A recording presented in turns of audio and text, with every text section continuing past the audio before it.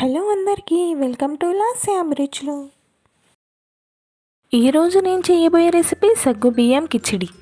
ఈ ఎండాకాలంలో ఒంటికి చలవ చేసే ఈ సగ్గుబియ్యం కిచిడి చాలా తక్కువ టైంలోనే ఈజీగా ఎలా ప్రిపేర్ చేసుకోవాలో ఈ వీడియోలో చూపిస్తాను. ఉపవాసం చేసే రోజైనా లేదంటే మార్నింగ్ బ్రేక్ఫాస్ట్కైనా ఈ సగ్గుబియ్యం కిచిడి చాలా ఈజీ రెసిపీ అని చెప్పచ్చు. మహారాష్ట్రలో అయితే ఉపవాసం చేసే రోజు ఈ సగ్గుబియ్యాన్ని కిచిడిగా చేసుకొని తింటారు. ముందుగా ఈ సగ్గుబియ్యం కిచిడి కోసం సగ్గుబియ్యాన్ని నానబెట్టి తీసుకోవాలి. 1 కప్పు సగ్గుబియ్యాన్ని తీసుకొని క్లీన్గా వాష్ చేసి అరకప్పు వాటర్ వేసి నానబెట్టుకోవాలి. సగ్గుబియ్యాన్ని 2 గంటలైనా నానబెట్టుకోవాలి. లేదంటే మీరు మార్నింగ్ ప్రిపేర్ చేస్తున్నట్టయితే ఓవర్ నైట్ కూడా నానబెట్టుకోవచ్చు. మీరు ఓవర్ నైట్ సగ్గుబియ్యం నానబెట్టుకుంటే 1 కప్పు సగ్గుబియ్యానికి 1 కప్పు వాటర్ అన్నీ పడతాయి. అదే మీరు 2-3 గంటలు నానబెట్టుకోవాలనుకుంటే 1 కప్పు సగ్గుబియ్యానికి అరకప్పు నీళ్ళు అనేవి సరిపోతాయి. నేను చూపెట్టిన క్వాంటిటీతో చేస్తే మీ సగ్గుబియ్యం కిచిడి బంకగా కాకుండా ఇలా పొడి పొడిగా వస్తుంది. నేనైతే ఒక 3 గంటల తర్వాత చూపిస్తున్నాను. సగ్గుబియ్యం అనేవి ఎంత చక్కగా నానాయో ఇలా ప్రిపేర్ చేసుకుంటే మన కిచిడి అనేది పొడి పొడిగా వస్తుంది. దీన్ని పక్కన పెట్టి దీంట్లో కావాల్సిన ఇంగ్రీడియంట్స్ చూద్దాము. ఉడికించిన ఆలుని ఇలా చిన్న చిన్న ముక్కలుగా కట్ చేసుకోవాలి. పల్లీలను కూడా వేయించుకొని కచ్చాపిచ్చాగా దంచుకోవాలి. కారానికి సరిపడా పచ్చిమిర్చి, కరివేపాకు అలాగే పల్లీలను కూడా తీసుకోవాలి.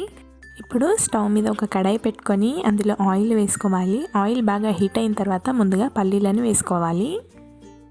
నేను చేసే ఈ కిచిడి రెసిపీలోకి ఆయిల్ అనేది చాలా తక్కువ పడుతుంది. ఫ్రై అయిన తర్వాత పచ్చిమిర్చి వేసుకోవాలి. పచ్చిమిర్చి చిటపటలాడుతూ వేగిన తర్వాత కరివేపాకు రెమ్మల్ని వేసుకోవాలి. కరివేపాకు కూడా ఫ్రై అయిన తర్వాత మనము ముందుగా 50% ఉడికించి పెట్టుకున్న ఆలుగడ్డ ముక్కల్ని ఇందులో వేసుకొని ఫ్రై చేసుకోవాలి. స్టవ్ని మీడియం ఫ్లేమ్లో పెట్టుకొని 2-3 నిమిషాలు ఆలుని ఫ్రై చేసుకుంటే ఆలు అనేది లోపల వరకు చక్కగా ఫ్రై అవుతుంది.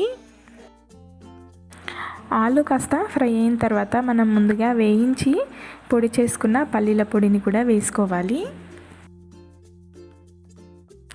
ఆయిల్లో పల్లీల పొడి అంతా బాగా మిక్స్ అయ్యేలాగా కలుపుకోవాలి. ఇదంతా ఇలా మిక్స్ అయిన తర్వాత ఇందులోకి మనం నానబెట్టుకున్న సగ్గుబియ్యం ఉన్నాయి కదా, అవి కూడా ఇందులో వేసుకొని మొత్తం అంతా బాగా మిక్స్ అయ్యేటట్టు కలుపుకోవాలి. సగ్గుబియ్యం వేసిన తర్వాత రుచికి సరిపడ ఉప్పు అలాగే ఒక 1/2 టీ స్పూన్ అంతా చక్కెరని కూడా వేసుకోవాలి. టేస్ట్ అనేది చాలా బాగుంటుంది. ఇదంతా బాగా మిక్స్ అయ్యేలాగా కలుపుకొని ఇప్పుడు దీనిపైన మూత పెట్టి ఒక 2-3 నిమిషాలు మగ్గించుకోవాలి. స్టవ్ని లో ఫ్లేమ్లో పెట్టుకొని ఒక 3-4 నిమిషాల తర్వాత మూత తీసి చూస్తే చూడండి మన సగ్గుబియ్యం కిచిడి రెడీ అయిపోయింది. పొడి పొడిగా ఎంత చక్కగా వచ్చిందో. ఇప్పుడు పైనుండి కొత్తిమీరతో గార్నిష్ చేసుకుంటే అంతే, మన సగ్గుబియ్యం కిచిడి రెడీ అయిపోయింది. సో నా రెసిపీ మీకు నచ్చుంటే నా వీడియోని లైక్ చేయండి. అలాగే ఇలాంటి సింపుల్ అండ్ ఈజీ రెసిపీస్ కోసం లాస్య అభిరుచుల ఛానల్ని సబ్స్క్రైబ్ చేసుకోండి. Thanks for watching.